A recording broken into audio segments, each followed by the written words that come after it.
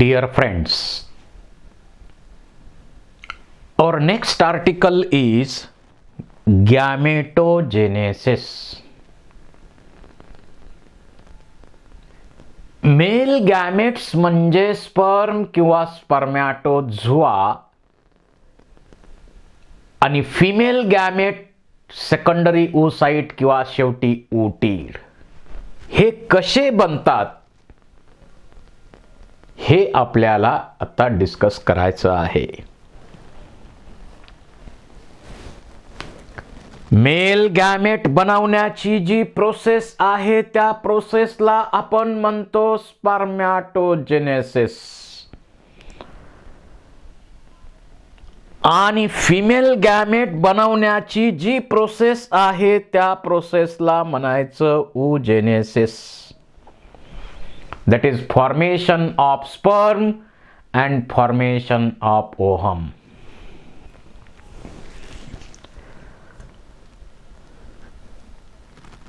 आता स्पर्मॅटोजेनेसिसची प्रोसेस आपण स्टडी करूया.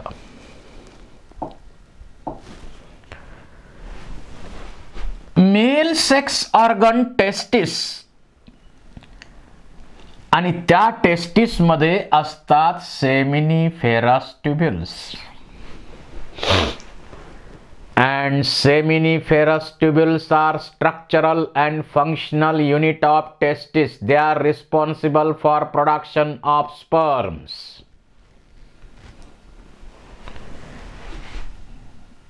एक ग्रॅम टेस्टिस मध्ये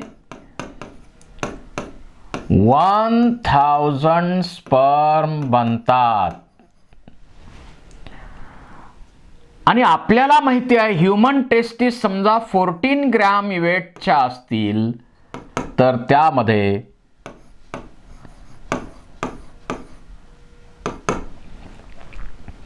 14,000 स्पर्म्स पर सेकंद या स्पीडनं स्पर्म बनवले जातात. स्पर्म प्रोडक्शन होतं. स्पर्मॅटोजेनेसिस ही कंटिन्यू चालणारी प्रोसेस आहे. प्युबर्टी पिरियडला म्हणजे सेक्शुअल मॅच्युरिटी पिरियड मध्ये ही प्रोसेस स्टार्ट होते आणि या प्रोसेसला स्टार्ट करण्यामागं कोणतं हार्मोन रिस्पॉन्सिबल आहे तर ते आहे FSH. FSH hormone anterior pituitary कडून येणार प्युबर्टी पिरियडला सेमिनिफेरस ट्यूब्युल्सना स्टिम्युलेट केलं जाईल आणि सेमिनिफेरस ट्यूब्युल्स काय बनवतील? स्पर्म्स बनवतील, कंटिन्यू बनवतील आणि सुरुवातीच्या जर्म सेल पासून डिव्हिजन होत होत होत बदल होत होत होत होत शेवटी स्पर्म बनवायची प्रोसेस जी आहे त्या प्रोसेसला किती ड्युरेशन लागतो तर तो 74 डेज.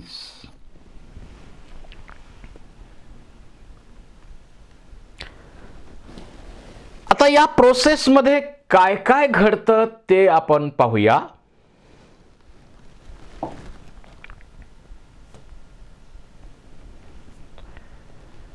यामध्ये सुरुवातीला ज्या जर्म सेल्स आहेत त्यांच्यापासून स्पर्मॅटोगोनियल सेल्स होतात. स्पर्मॅटिड शेवटी त्यांच्यापासून तयार होतात आणि मग त्या स्पर्मॅटिड non-motile spermatids are converted into motile sperm, that is spermiogenesis. म्हणजे स्पर्मॅटिड तयार होणे आणि नंतर नॉन मोटाईल स्पर्मॅटिडचं कन्वर्जन मोटाईल स्पर्म मध्ये होणे. आता ही प्रोसेस कशी होते ते आपण डिटेल पाहूया. इथं जर्म सेल आहेत. आपल्याला तर माहिती आहे जर्म सेल्स. या जर्म सेल्स एम्ब्रॉनिक डेव्हलपमेंट मेलच्या सुरू असताना त्या योक सॅक पासून बनतात आणि तिथून त्या जर्म सेल्स मायग्रेट होतात आणि या जर्म सेल पासून बनतात spermatogonial cells.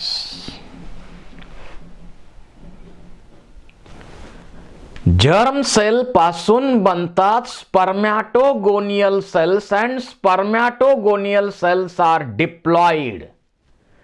They undergo mitosis to produce primary spermatocyte.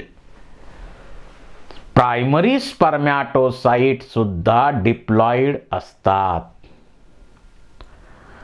आणि प्रायमरी स्पर्मॅटोसाइट डिप्लॉइड आहेत त्यांच्यामध्ये मियोसिस फर्स्ट डिव्हिजन होते आणि त्यापासून बनतात 2 सेकंडरी स्पर्मॅटोसाइट्स.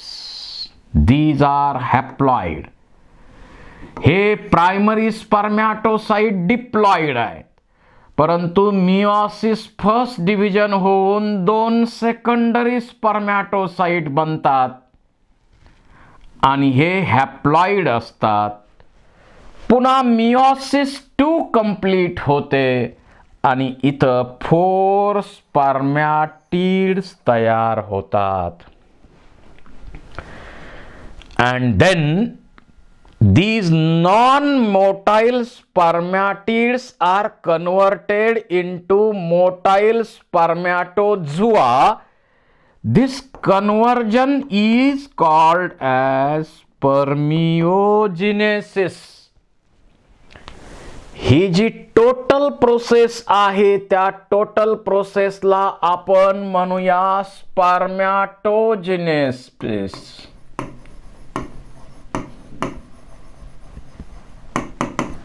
आणि इथून एवढीच प्रोसेस की ज्याच्यामध्ये नॉन मोटाईल स्पर्मॅटिडचं कन्व्हर्जन मेटामॉर्फोसिस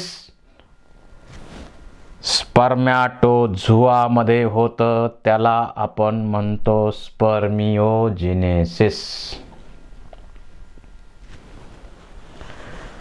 तर एका प्रायमरी स्पर्मॅटोसाइट पासून 2 सेकंडरी स्पर्मॅटोसाइट हॅप्लॉइड स्पर्मॅटोसाइट बनतात. त्यापासून मियोसिस 2 होऊन 4 स्पर्मॅटिड्स बनतात आणि त्या स्पर्मॅटिडचं कन्व्हर्जन स्पर्मॅटोझोआमध्ये होतं. मेलकडून एका वेळी 3 to 4 ml एवढं सीमेन इजेक्ट केलं जातं आणि त्याच्यामध्ये साधारणतः 200 to 300 मिलियन स्पर्म असतात. या स्पर्म पैकी 50% स्पर्म एक्स कंटेनिंग असतात. त्यांना आपण गायनोस्पर्म म्हणू आणि 50% स्पर्म वाय कंटेनिंग असतात त्यांना आपण अँड्रोस्पर्म म्हणूया.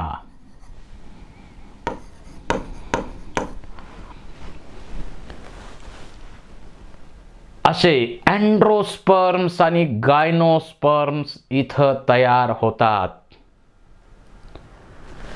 आणि ही टोटल प्रोसेस जी आहे तिला आपण स्पर्मॅटोजेनेसिस म्हणतो. टोटल जेवढे स्पर्म इजेक्ट केले जातात त्यापैकी नॉर्मल शेप आणि साईजचे स्पर्म 60% पाहिजेत आणि 40% स्पर्म त्यापैकी हायली विगरस असले पाहिजेत. तर फर्टिलायझेशन होऊ शकतं. ज्या इंडिव्हिज्युअलमध्ये स्पर्म प्रोडक्शन कमी होतं त्याला आपण ऑलिगोझूस्पर्मिया म्हणतो. ज्यांच्यामध्ये स्पर्म प्रोडक्शन होत नाही त्याला आपण अझूस्पर्मिया असं म्हणतो. तर स्पर्मॅटोजेनेसिसची प्रोसेस ही कंटिन्यू होणारी प्रोसेस आहे. इथपासून इथपर्यंत त्या सेलचा पूर्ण ड्युरेशन किती लागतो तर हा 74 डेजचा ड्युरेशन आहे. तर अशी ही प्रोसेस FSHच्या स्टिम्युलेशनमुळं होते. आपल्याला माहिती आहे की या मध्ये जे स्पर्म बनलेले आहेत,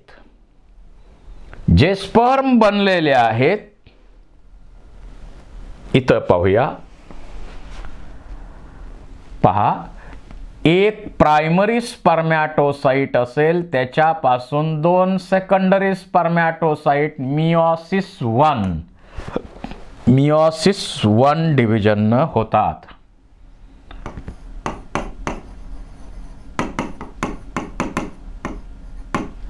त्यानंतर प्रत्येक सेकंडरी स्पर्मॅटोसाइट मध्ये मियोसिस 2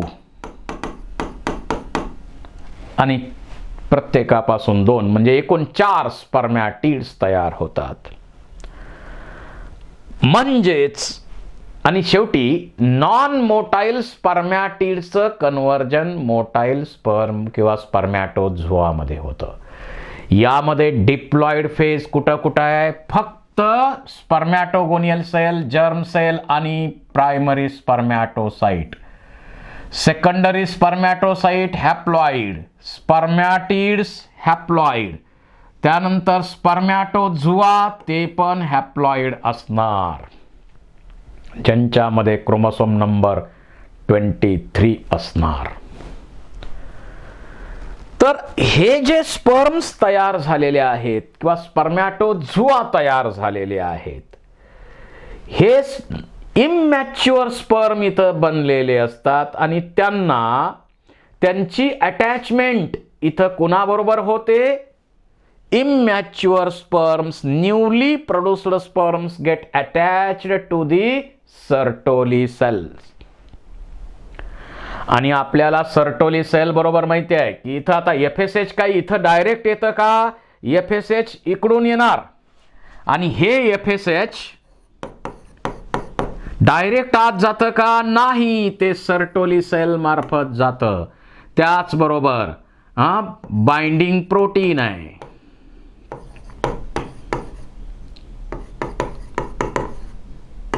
मुलारियन हार्मोन,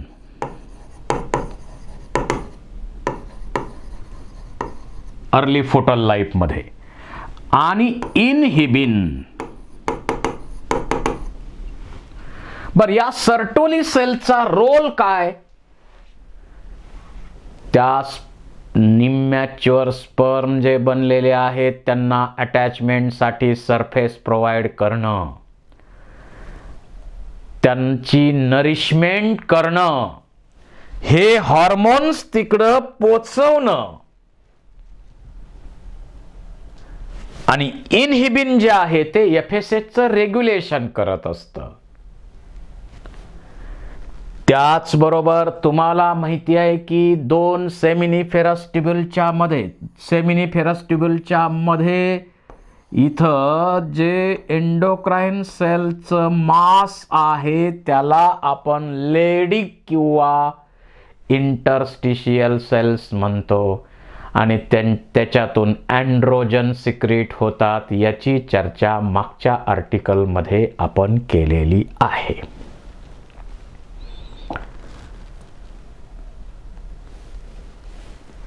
आता जे इमॅच्युअर स्पर्म्स आहेत कुठं बनलेत?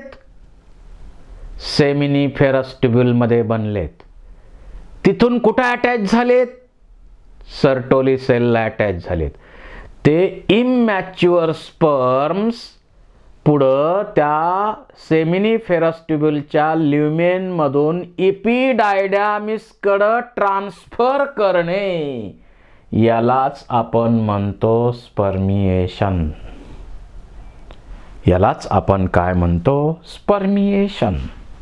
पहा, after spermatogenesis sperm heads are embedded in Sertoli cells and get nourishment. Then they are released to lumen of seminiferous tubule. It is called as spermiation. इथून ते release केले जातात आणि इपिडायडॅमिस मध्ये येतात. इथून स्पर्म इपिडायडॅमिस पर्यंत जाणे यालाच आपण म्हणतो स्पर्मिएशन. बऱ्याच टर्म आल्यात बघा. स्पर्मॅटोजिनेसिस म्हणजे स्पर्म बनणे, स्पर्मॅटोझोआ बनणे, आणि नॉन मोटाईल स्पर्मॅटिडचं कन्व्हर्जन मोटाईल स्पर्म मध्ये करणे म्हणजे स्पर्मिओजेनेसिस. ही स्पर्मिएशन प्रोसेस झाली. सीमेन इजेक्ट करणं इन्सेमिनेशन असं आपण म्हणतो. अनेक टर्म या प्रोसेसशी संबंधित आहेत, बारकाईनं लक्ष द्या. स्पर्मॅटोझोआ. आता ही जी स्पर्मॅटोजेनेसिसची प्रोसेस होते, ही प्रोसेस हॉर्मोनच्या कंट्रोलमध्ये आहे. आपण सांगितलंय प्युबर्टी पूर्वी स्पर्मॅटोजेनेसिस होणार नाही. प्युबर्टी पिरियडला FSH येणार अँटेरियर पिच्युटरी कडनं. आणि अँटेरियर पिच्युटरी म्हणजे हायपोथॅलॅमसला पहिलं जाणीव होणार. हायपोथॅलॅमस काय करणार? FSH releasing factor, gonadotropin releasing factor release करेल, सिक्रीट करेल. तो फॅक्टर जाणार अँटेरियर पिच्युटरी कडं आणि अँटेरियर पिच्युटरी कडून FSH आणि LH असे दोन हॉर्मोन्स सिक्रीट केले जातील. आता FSH कशावर ऍक्ट होणार? FSH acts on seminiferous. आता तसं तर ते सर्टोली सेल मार्फत ते स्पर्मॅटोजेनेसिसच्या प्रोसेस पर्यंत पोचतं. So it acts on Sertoli cells and stimulate the secretion of factors for spermiogenesis. म्हणजे स्पर्मॅटोजेनेसिसच्या प्रोसेसला स्टिम्युलेट करणारं हॉर्मोन आहे FSH. आणि LH लेडिक सेलवर ऍक्ट होणार आणि एंड्रोजन सिक्रीट होणार, आणि ते स्पर्मॅटोजेनेसिस साठी महत्वाचंच आहे. ते सुद्धा एंड्रोजन सिक्रीट होणार, सेकंडरी सेक्शुअल कॅरेक्टर कंट्रोल करणार. हे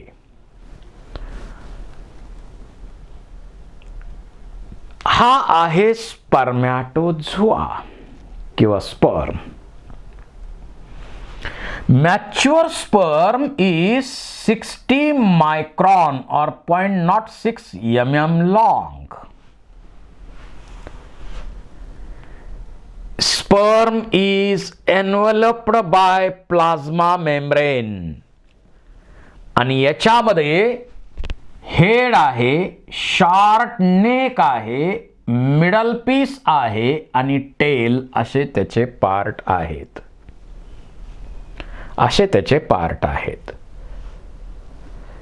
head, neck, middle piece, tail असे या स्पर्मॅटोझोआचे पार्ट आहेत. हेड हा जो पोर्शन आहे त्याला आपण म्हणतो हेड. न्यूक्लियस आणि ॲक्रोसोम हे स्ट्रक्चर त्या ठिकाणी असतात. ॲक्रोसोम हे जे स्ट्रक्चर आहे ते गोल्गी ॲपॅरेटस पासून बनतं आणि त्याच्यामध्ये त्या सेकंडरी ओसाइटला ड्रिल करून आत जाण्यासाठी वेगवेगळे लायटिक एन्झाइम्स असतात. जसं त्यामध्ये झोनालायसिन आहे, करोना रॅडिएटा पेनिट्रेटिंग एन्झाईम आहे, हॅलोयुरिडनेज आहे. अशा प्रकारे लायटिक एन्झाईम्स त्या ॲक्रोसोम मध्ये असतात आणि त्याचा उपयोग एंट्री करण्यासाठी, सेकंडरी oocyte एंट्री करण्यासाठी, ड्रिल करून होल पाडून आत एंट्री करण्यासाठी ॲक्रोसोमचा उपयोग होतो. Head acrosome and anterior half portion of nucleus covered by fibrillar sheath called as gallia. acrosome आणि anterior half portion हा जो आहे ज्याच्यावरती शीथचं कव्हरिंग आहे त्याला आपण गॅलिया म्हणतो. ज्यावेळी हे स्पर्म फायनल मॅच्युरेशन यांचं इपिडायडॅमिस मध्ये होतं त्यावेळी त्याच्यावरती डिकॅपिसिटायझेशन फॅक्टर तयार केले जातात ज्याच्यामुळं हे एन्झाईम नको तिथं रिलीज होणार नाहीत आणि कुठंही ड्रिल मशीन चालू नये. ड्रिल मशीन दिली म्हणजे कुठं पण होल पाडा असं नाही आहे, म्हणून त्याच्यावरती डिकॅपिसिटायझेशन फॅक्टर्स असतात. त्याच्यानंतर नेक जे आहे ते शॉर्ट नेक आहे, शॉर्ट नेक आहे आणि या नेककडं इथं एक सेंट्रिओल आहे त्याला आपण म्हणतो प्रॉक्सिमल सेंट्रिओल आणि दुसरा आहे तो डिस्टल सेंट्रिओल. इथं एक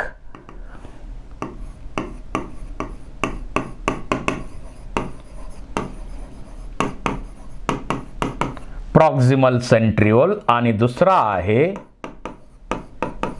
डिस्टल सेंट्रिओल. आता सेकंडरी oocyte कडं ह्या सेंट्रिओल नसतोच, त्यामुळं तो स्पर्म घेऊन जातो आपल्या बरोबर तिथं ॲम्फिमिक्सिस साठी लागतो म्हणून आणि तो सेंट्रिओल आहे प्रॉक्सिमल सेंट्रिओल. हा सेंट्रिओल हा स्पर्म आपल्या बरोबर घेऊन जातो कारण समजा आपल्याला मित्रानं जेवणासाठी बोलवलंय त्याच्याकडं ज्या गोष्टी नाही तो म्हटला अरे माझ्याकडं श्रीखंड नाही, मग आपण श्रीखंड तेवढं घेऊन जाणार. तशा पद्धतीनं सेकंडरी oocyte कडं सेंट्रिओल नसतो आणि म्हणून स्पर्म आपल्या बरोबर सेंट्रिओल घेऊन जातो आणि तो आहे प्रॉक्सिमल सेंट्रिओल. डिस्टल सेंट्रिओल पासून ॲक्झियल फिलामेंट सुरू होतं, ॲक्झियल फिलामेंट सुरू होतं. हा पार्ट आहे मिडल पीस. या मिडल पीस मध्ये स्प्रिंग लाईक स्पायरल मायटोकॉन्ड्रिया आहे त्याला आपण म्हणतो नेबेनकर्न. त्याला स्पर्म इंजिन असंही म्हणता येईल कारण त्या स्पर्मला त्या स्पर्मॅटोझुआला मोमेंटसाठी जी लोकोमोशनसाठी जी एनर्जी पाहिजे ती एनर्जी देण्याचं काम हा मायटोकॉन्ड्रिया करतो. Spiral mitochondria nebenkern. आणि इथं त्याची डिस्प्लेसमेंट होऊ नये इथं त्याच्यासाठी डिस्क सेंट्रिओल सुद्धा असतो आणि इथून अराइज होणार आहे टेल. हा टेलचा सुरुवातीचा पार्ट जो आहे त्याला आपण मेन पीस म्हणतो ज्याच्यावरती कव्हरिंग असतं, शीथ असतं आणि नंतरचा हा जो पार्ट आहे ज्याच्यावरती कव्हरिंग नाही त्याला आपण म्हणतो एंड पीस. त्याला आपण एंड पीस म्हणतो. सो हेड, नेक, नेक मध्ये काय प्रॉक्सिमल आणि डिस्टल सेंट्रिओल आहेत. मिडल पीस त्यामध्ये आहे मायटोकॉन्ड्रिया, इथं डिस सेंट्रिओल आहे. त्यानंतर main piece of tail and end piece of tail. अशा प्रकारे या स्पर्मॅटोझोआचं स्ट्रक्चर आहे. मिडल पीस बद्दल आपण सांगितलेलं आहे. स्पायरली कॉइल्ड मायटोकॉन्ड्रिया आहेत. 10 ते 14 स्पायरल टर्न त्याच्यामध्ये असतात त्या सेंट्रल ॲक्सिसच्या भोवती. मायटोकॉन्ड्रिया कशासाठी आहे? एनर्जीसाठी, इंजिन म्हणून काम करतं. आणि प्रॉक्झिमल सेंट्रिओल जो नेक रिजनमध्ये आहे तो कशासाठी लागतो? तर तो पुढं स्पिंडल फॉर्मेशनसाठी त्याची आवश्यकता आहे आणि क्लिवेजसाठी त्याची गरज आहे. त्यासाठी तो स्पर्म आपल्याबरोबर घेऊन जातो, कारण सेकंडरी ओसाइटकडं नसतो तो.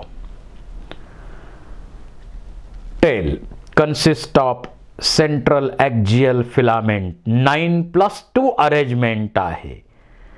आणि sperm moves in fluid medium and female genital tract by undulating moments of tail. Tail provides lashing moment to sperm. Lashing moment अशा सापासारखं लॅशिंग मोमेंट अशा करत जातो 1 to 3 मिलीमीटर पर मिनिट या स्पीडनं.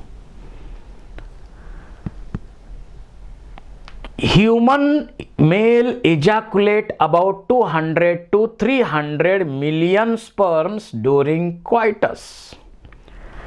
नॉर्मल फर्टिलिटी असणारे, त्यात नॉर्मल सेफ साईज असणारे 60% sperm पाहिजेत आणि 40%